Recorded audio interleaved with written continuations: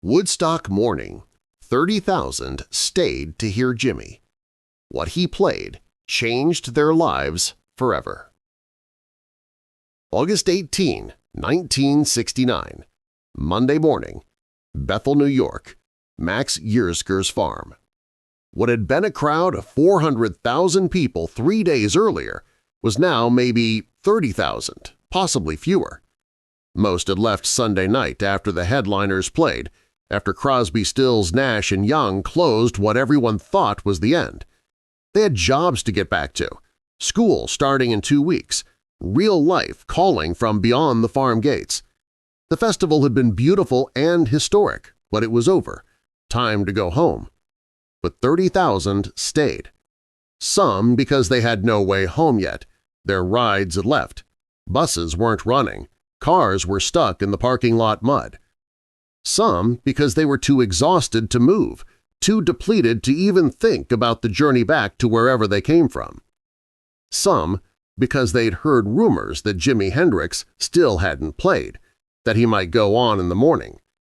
And some stayed because something ineffable told them to wait, some instinct that this wasn't over yet, that one more thing needed to happen. The scene Monday morning looked like the aftermath of a beautiful disaster. Garbage everywhere, mud dried and cracking in the August heat, abandoned sleeping bags and blankets scattered across the field like the remnants of a retreating army. The stage crew was already beginning to dismantle equipment, assuming the festival was done, that Jimi either wouldn't show or would play to a handful of stragglers. Jimi Hendrix was scheduled to close the festival Sunday night at midnight. That was the plan, the triumphant finale to 3 days of peace and music. But the festival had run hours behind schedule from the beginning. Rain delays, technical problems, too many artists.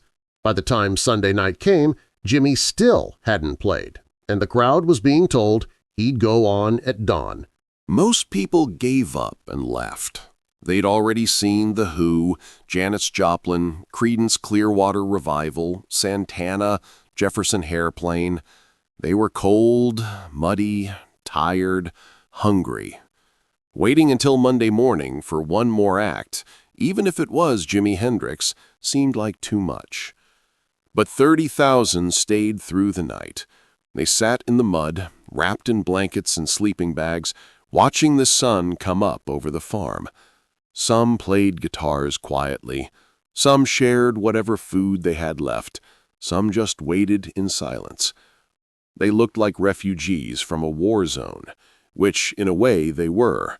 Refugees from a culture war that was tearing America apart. At 8:30 Monday morning, as mist rose from the muddy field and the August sun began to warm the air, Jimi Hendrix finally took the stage. He looked exhausted. He'd been up all night. His white leather jacket with fringe was already dirty from the backstage mud. His red headband held back his wild hair.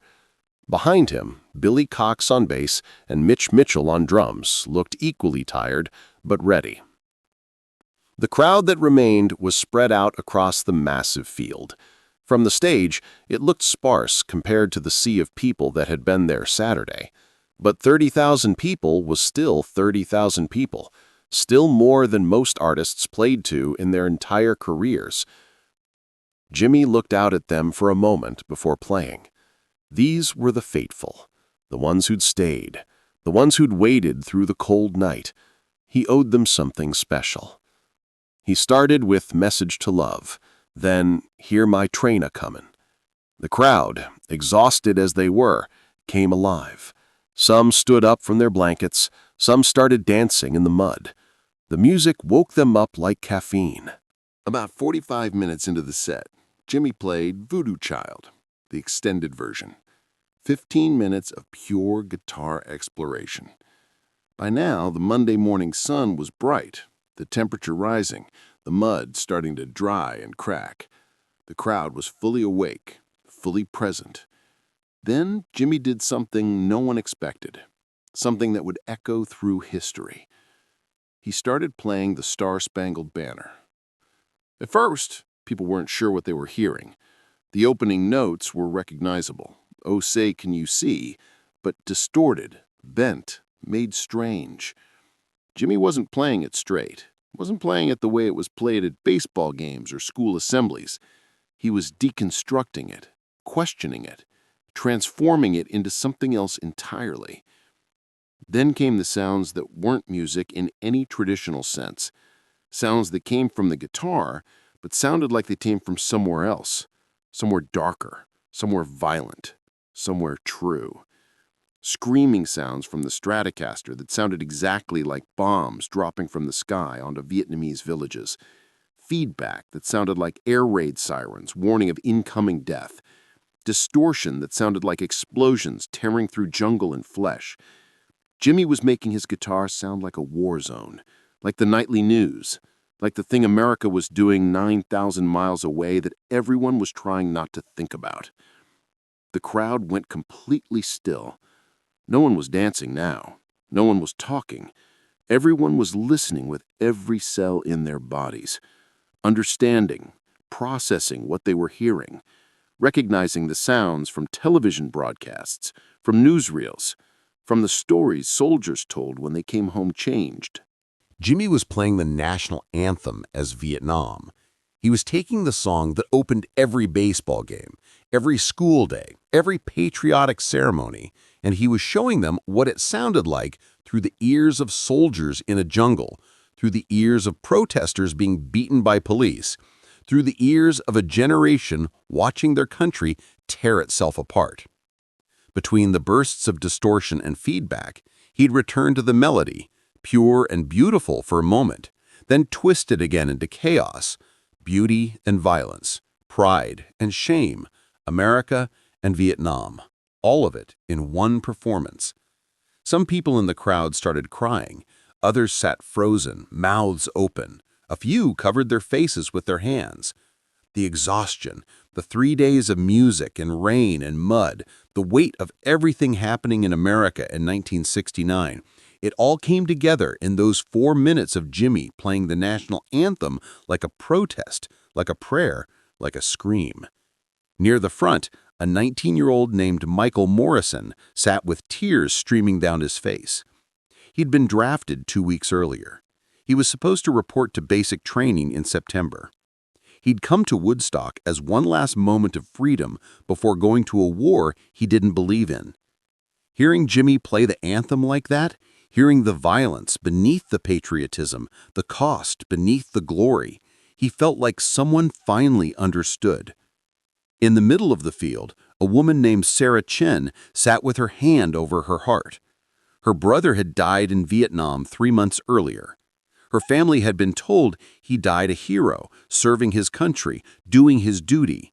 But Sarah knew her brother had been terrified, had wanted to come home, and died scared in a jungle he didn't understand for reasons no one could explain. Hearing Jimi play the anthem with those screaming, crying sounds from the guitar, she felt like he was telling her brother's real story, not the heroic lie, but the terrifying truth. Toward the back, a group of college students from Ohio sat in stunned silence. They'd been at Kent State earlier that year when National Guard troops had been called to campus during protests. They'd watched their friends get beaten. They'd run from tear gas. They'd seen what happened when you questioned authority in 1969.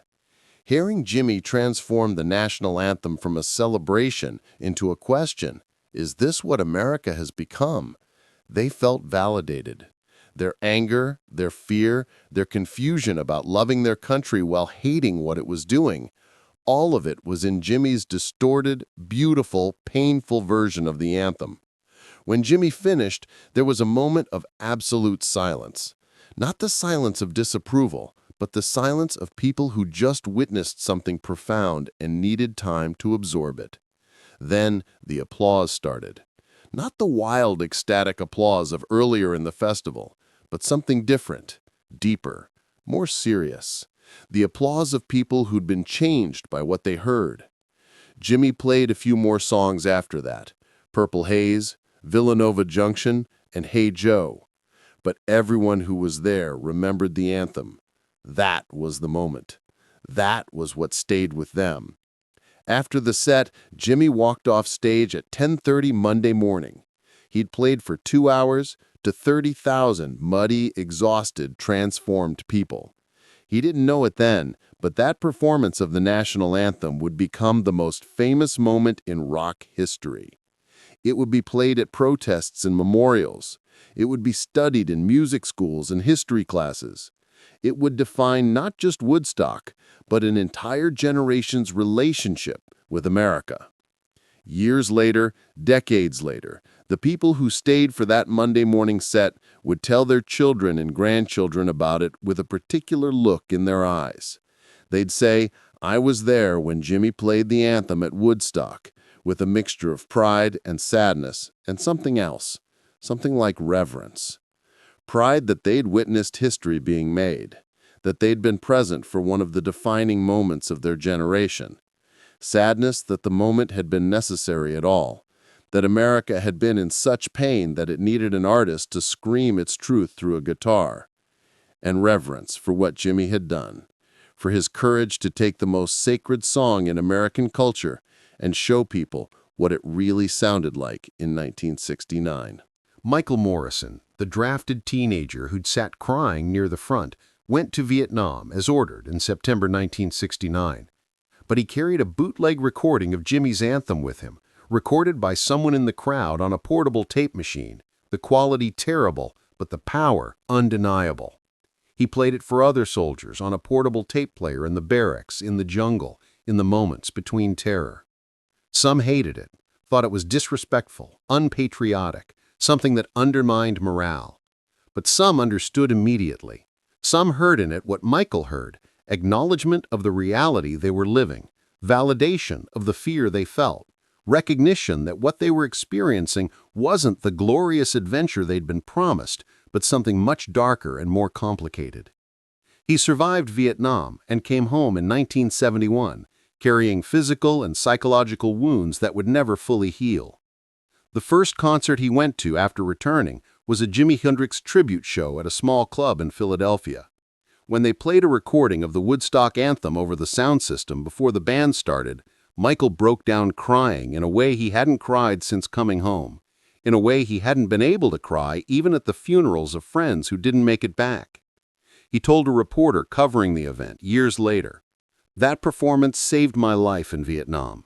Not literally, it didn't stop bullets, but spiritually, psychologically.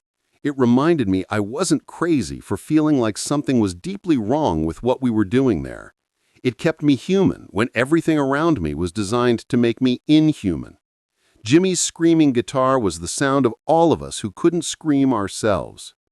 Sarah Chen, whose brother died in Vietnam 3 months before Woodstock, became a peace activist after that morning.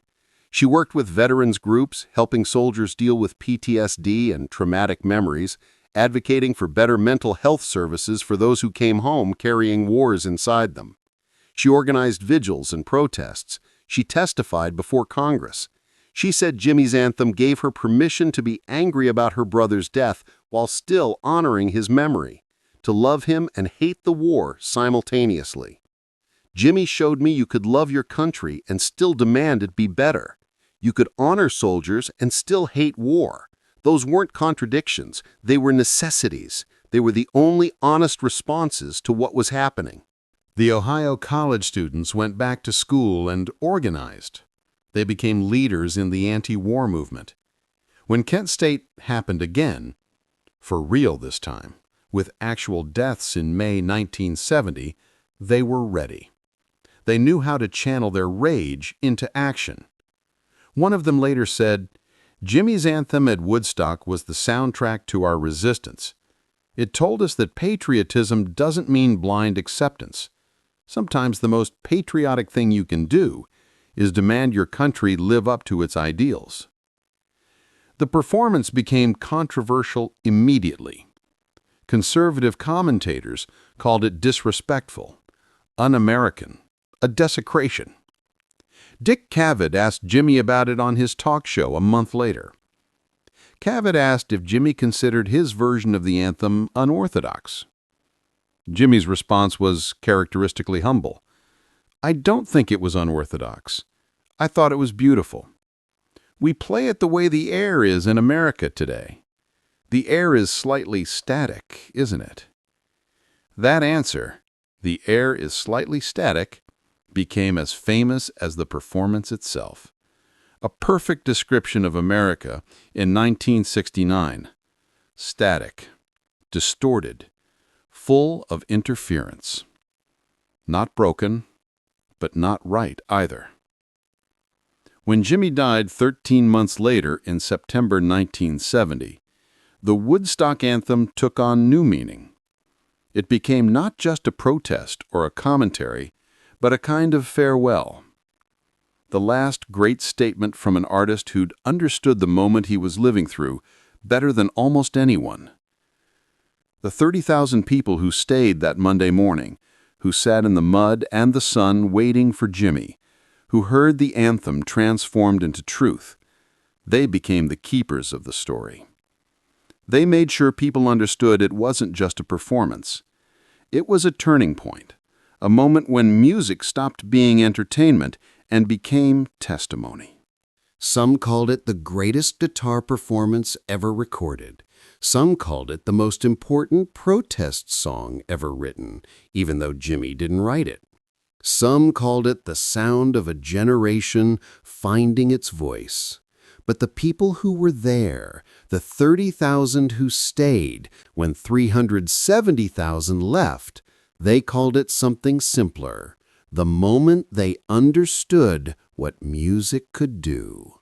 Not make you dance or feel good, though it could do that too, but make you see clearly, make you feel deeply, make you understand something you couldn't put into words. Woodstock morning, August 18, 1969.